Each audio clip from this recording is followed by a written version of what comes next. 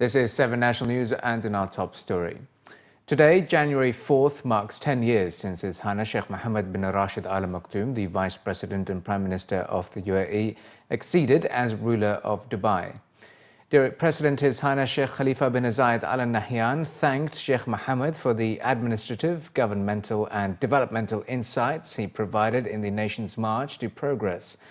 Over the past few years, His Highness has dedicated his accession day anniversary to thank the UAE community, but this year it was the UAE who came out in full force to show their appreciation to a leader of true international stature. Among the vast amount of tributes from the local and international community, Dubai Crown Prince His Highness Sheikh Hamdan bin Mohammed bin Rashid Al Maktoum stated that the ruler of Dubai has changed the lives of 50 million people, spread the knowledge so that people started to read 100 million books every year. Sheikh Mohammed disseminated wisdom, dazzled and inspired leaders around the world, and changed the ideas and perceptions about the role of governments and rulers. Meanwhile, Sheikh Nahyan bin Mubarak Al Nahyan, the Minister of Culture, Youth and Community Development, said that His Highness Sheikh Mohammed has laid down the pillars of strategic planning in the government and transformed it into a smart one, rising performance in all ministries and launching a strategy to make the UAE one of the world's most innovative nations by 2021. I think we are lucky to have a leader as Sheikh Mohammed.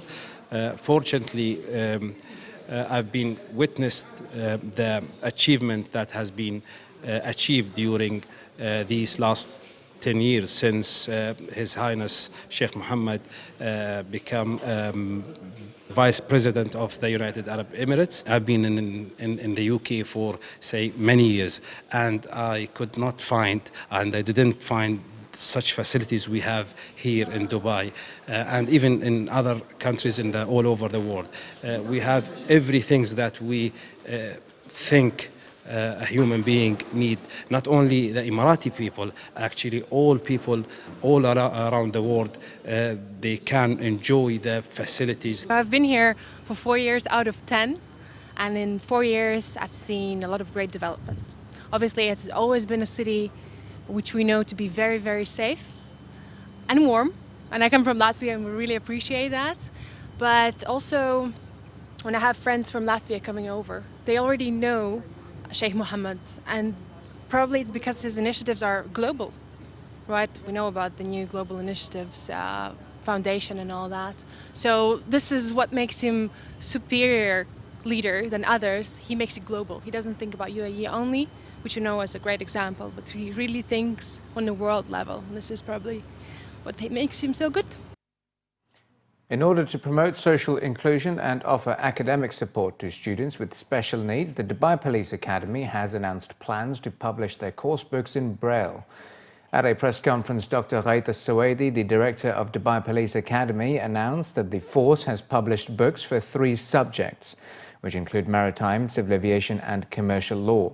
It was revealed that the proposal for including Braille features was approved in November 2015, adding that the authority plans to publish over 350 books covering their 36 subject areas in the Arabic language. As per the initial plans, the authority aims to publish such books in 5 more subject areas over the next few months, which is expected to assist students with visual impairments. Dr. Al-Sawaidi also added that the books are completely funded by the Dubai Police, and they will also be distributed at universities and public libraries across the country.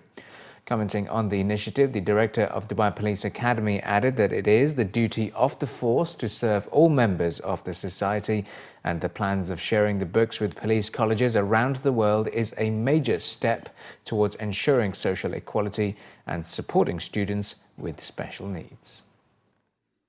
Who are under the registration of the Dubai Police, almost 15 students, for the bachelor and also for higher studies, and master and PhD.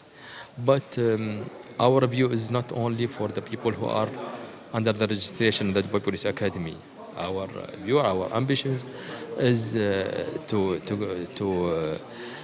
enable everybody who are outside to read our books, because this one, you are talking about law. it is valuable for everybody to read the law and then to be well known for what's happening in his life. Our goal is to deliver all this information to everybody. And also, there are many people who would like to study the law, but they can't. And we face that difficulties when we put or we appoint somebody to sit with him and also to teach him. So we said, why we don't replace that service with other service which can be delivered by the books, especially with the Braille system.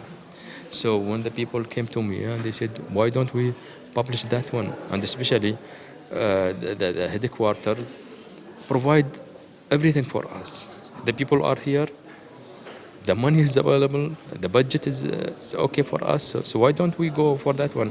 So we try to do that. The Dubai Police have released a new video that gives us a further glimpse into the rescue and firefighting efforts that took place on New Year's Eve when a fire took hold of the five-star address downtown Dubai. The video shows the police in their normal work on the night, ensuring smooth crowd flow, but then switches a gear when the fire begins. It shows people being escorted out of the hotel, firefighting operations in the lobby, crisis meetings, and exhausted firefighters being treated on the side of the road. Meanwhile, Emaar Properties has appointed a contractor to carry out the restoration work on the blaze-hit hotel and reopen it in record time. Dutco Group, which is currently working on the adjacent expansion of the Dubai Mall, is already on site at the address downtown with a team of international consultants. With the major cleanup operation work already started, the firm is also carrying out mechanical, electrical and structural assessment of the building ahead of its full restoration. Mohammed Al-Abbar, the chairman of Emaar Properties, said, "We are committed to expediting the reopening of the hotel in line with the directives of His Highness Sheikh Mohammed bin Rashid Al Maktoum. We are demonstrating the can-do ability of Dubai with our focus on opening the hotel in record time using the best in design, quality and technology." According to an official statement, the details of the work, including the timelines and plans, will be revealed in due course. Meanwhile, a former firefighter and the CEO of the UAE-based 911 Challenge, or 911 Challenge rather, Mohammed Hassan Al-Hamadi Ahmadi, has commended the efforts of the UAE firefighters who successfully put out the blaze at the Address Downtown Hotel in Dubai in record time. The CEO stated that he was greatly impressed by the efforts of the UAE Police, Civil Defense and Ambulance Services, who successfully controlled the situation in only 20 minutes and demonstrated some of the best firefighting skills in the world. The former firefighter explained that given the intensity of the fire and the speed with which the fire engulfed the 63-story building, it took great skill and maturity to evacuate the building with calm efficiency, and this shows that the UAE firefighters were up and ready for the task. While highlighting the role of a firefighter in emergency situations, he pointed out that a few seconds can spell the difference between life and death for victims, and so it is equally important that firefighters today also maintain the fitness levels as they are expected to perform professionally at all times. The CEO is currently overseeing preparations as the UAE is all set to play host to the UAE World Firefighter Challenge between the 15th and 17th of March at the Abu Dhabi National Exhibition Centre. As part of the event, the UAE-based 911 Challenge is kick-starting a public initiative called Second Saves Lives, designed to encourage public awareness about the rigors of firefighting while also celebrating the success of these unsung civic heroes. Organised by the Ministry of Interior, the UAE National Firefighting Team will take part in the world competition, along with a large number of teams from around the world. Really, I'm thankful to God that give us this strength, and the firefighters who really made a good job to run into the building and save a lot of lives in a seconds and minutes. That help help this accident to not become a disaster. So it's in my point of view, it's a win for UAE and Dubai that shows to the world that we have a safe place if things happen, accidents happen anywhere, but how you will deal with it, how you manage it, how the people that you have to contribute and act and during that accident, let's tell a story. So this is a story of UAE, this is a story of Dubai, the success.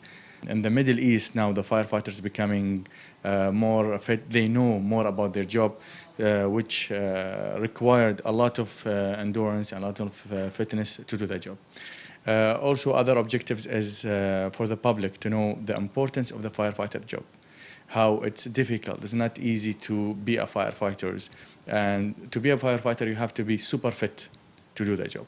So this is our objectives in the Middle East, and we are proud that we are the company who has the partnership with Ministry of Interior and UAE Civil Defense, and we are doing it since 6 years now. The UAE has revoked the condition of a 1-month gap for renewing visit visas. According to a local report, people on such visas will no longer need to exit the country to get an extension of their stay here. They can now do it by paying 570 dirhams and stay for a month more without exiting the country. Brigadier Dr. Rashid Sultan, a spokesperson for the UAE Ministry of Interior, was quoted as saying that all companies and visitors should submit applications and transactions before the expiry date of the visa period to avoid violations. The immigration services will be provided at all UAE port of entries and immigration offices. The official said the new rule is applicable for all entry permits. These permits would include transit visas, short-term for 1 month, and a long-term visit visa which lasts for 90 days, visas for students, visas for medical treatment, and residence visas. Dubai police received an average of 7 emergency phone calls every minute as heavy rain caused havoc on the Emirates roads on Sunday. Lieutenant Colonel Khazraj Majid Mohammed Al-Khazraji, the Deputy Director of the Command and Control Center at Dubai Police, was quoted in a local daily as saying that there were just over 2,500 phone calls between 6 a.m. and 12 p.m. on Sunday, as the heavy rain coming after a sustained dry period led to slippery conditions for motorists. A total of 515 accidents were reported on Dubai roads during the same 6-hour period, with minor to medium accidents reported and no fatalities.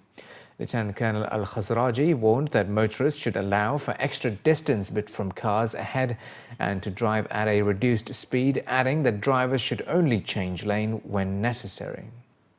And finally, in the bulletin, Dubai Mall's aquarium and underwater zoo has announced that guests will now have the extraordinary opportunity to go behind the scenes and enjoy exclusive access with the new animal encounter experiences.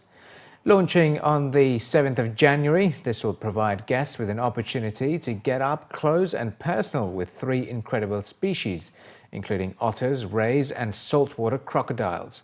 Each encounter will offer information on how the animals are cared for at the Dubai Aquarium and Underwater Zoo and highlight several species conservation initiatives. The otter encounter will take visitors behind the scenes of the otter habitat to interact with these charismatic animals.